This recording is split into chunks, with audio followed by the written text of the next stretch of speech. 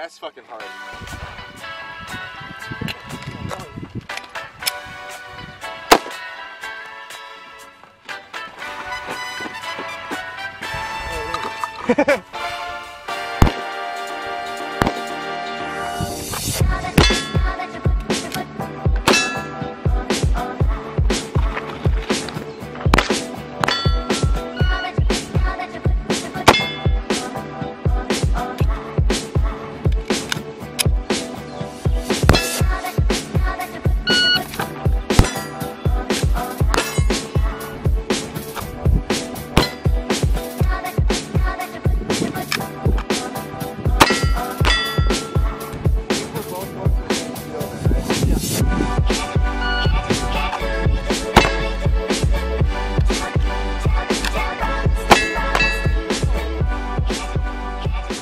What's going on, guys? Tyler here with Great Cat Tactical.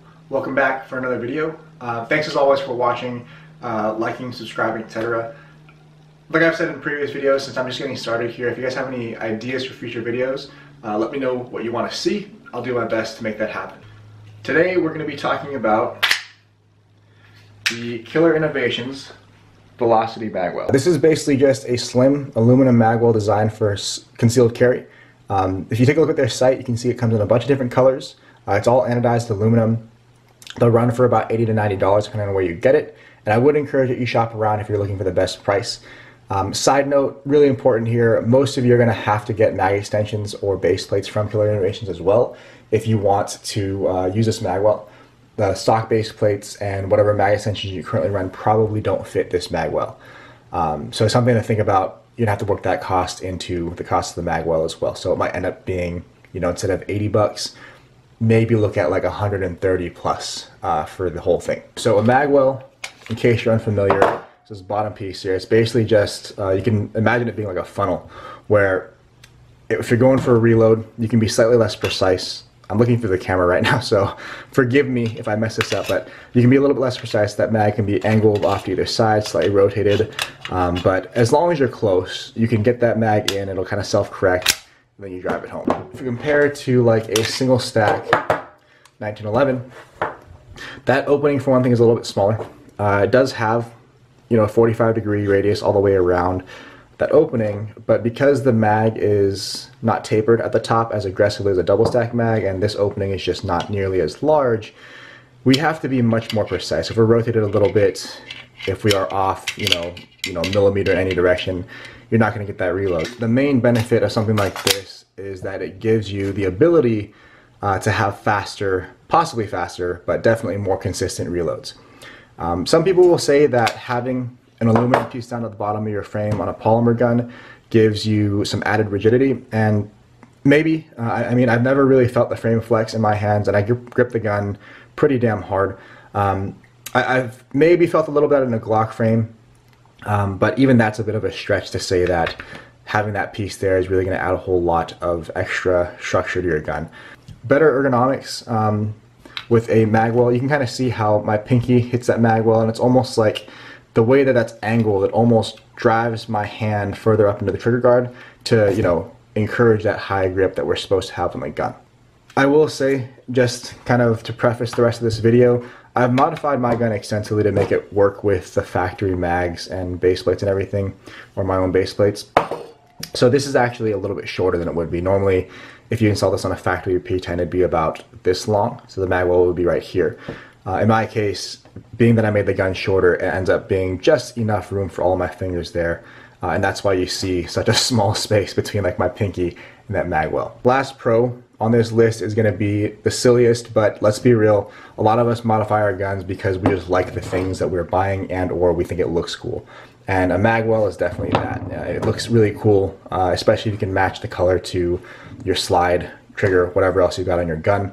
It's a cool look, and you know, that might not be worth a lot in terms of performance, but if it makes you happy, great.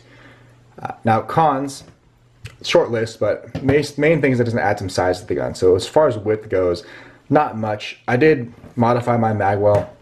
I'll talk about that later, but you can look at adding maybe 3/16 of width at the bottom of your gun and probably about 5/8 in length. So if a normal P10 frame comes down to here, it's going to be about down to here.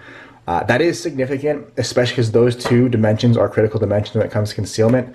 You imagine this being in the waistband of your pants. It's this length here and this width here that's going to screw you up as far as printing. So if that's something you're worried about, you might want to consider or reconsider adding a Magwell. This specific model, you can see this line right here and this line right here. There are some sharp edges when you get this from the factory, so unless you're going to modify yours, that's something you might want to worry about, because underneath a white shirt especially, you can definitely see those edges unless your shirt happens to be really gigantic. Another con here for me, or if any of you guys have spent money stippling your frame, I have a really aggressive texture on the front and back of my frame that I very much enjoy. Like, it gives me a very solid grip, never have to worry about that gun getting out of my hand. But I lose a little bit of that, you know, where my pinky contacts this Magwell. I lose probably about half of that on my pinky. So it's real smooth, obviously, where the aluminum is, and it's real rough here. So if you prefer the texture of your stippled gun to, you know, kind of slick aluminum, that might be a slight con, but I mean, we're really talking about marginal stuff here. The biggest one I can imagine for a lot of you guys is the price. 90 bucks, or 90 plus, depending on if you end up needing the base plates and mag extensions. That's a lot of money to spend on something like this. When it comes to the actual performance benefit, let's take a look at some range footage here. So this is an 8-inch steel at a distance of about 12 yards. Consistently, from concealment, I'm getting a one reload one in about 2.7 seconds. By the way, this is like one of my favorite drills if you are currently ammo poor due to shortages or price hikes. Great drill to practice a bunch of stuff all at once. But right around 2.7 seconds is a consistent average for me with this gun, with this setup. I will honestly say though, without the Magwell, the time was about the same. The big difference to me is that it's more consistent. So previously, without the Magwell, I'd probably get that time 2.7, maybe 7 out of 10 times. The other 3 times, I would maybe slightly miss the mag insertion, and we'd have a little bit of a fumble there. I'd have to figure that out, troubleshoot before driving that mag home and getting that gun back up. Whereas with the Magwell, I can be slightly off and still get a perfect mag insertion, get the gun up a little bit faster, and still break that shot. So I'm probably closer to 9 out of 10 as far as percentages go, or 90% as far as percentages go for the one reload ones at that time. And then especially compared to like the 1911, I don't have great range footage for this one, but I'm about a 10th, maybe 2/10 slower on that same drill, and definitely much less consistent. This is mostly because, like, on a good reload, it's about the same time, but on a bad reload, which there are plenty of on that gun, it's just a little bit longer than I'm taking to get visual confirmation that mag is slightly into that gun first, before I can then drive that mag home and again get the gun back up on target. I probably have a full 1 or 2 extra quote-unquote bad runs with the 1911 compared to the P10. The biggest thing for the Magwell is that I can definitively say it makes it easier to be more consistent. And I imagine that over time, with more training, that extra consistency will allow me to be a little bit more comfortable, more confident, pushing it to be faster. So I would imagine this could be faster. It's currently not. It could be faster by, you know, a fraction of a second, but the biggest benefit, especially in the context of concealed carry, is going to be that consistency. Now, as promised, I'm going to talk about the modifications that I made to my gun to make it work the way I did.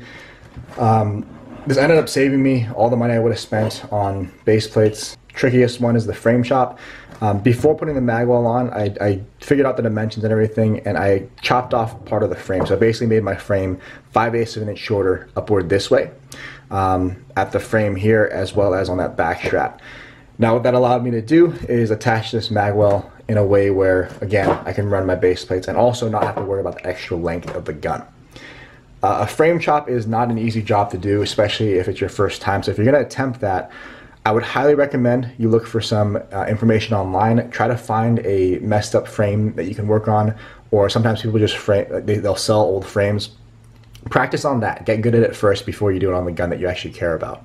If you do chop your frame, you're going to essentially be cutting a straight line down through the frame this way, which leaves your gun without this bevel on the interior. So you're gonna have to redo that if you decide to chop your frame. I also ended up reshaping this Magwell slightly, so you can see where those lines used to be. These are pretty sharp edges, and they look really cool, especially in anodized aluminum, that finish, but I knocked them down because I want, it's kind of like dehorning a gun, right? I want to have smooth edges so that underneath my shirt, when I am trying to conceal this, it's not printing too much. This is not something you're really gonna be able to see very well, but along the edge, like right in here, I also blended that into the frame and the top edge here as well, just so there's kind of a seamless transition. My frame itself is also bobtailed very slightly, so it's like rounded like this, right? Whereas a stock P10 comes straight down this way. I rounded the back of mine off, so I had to reshape this end of the Magwell here.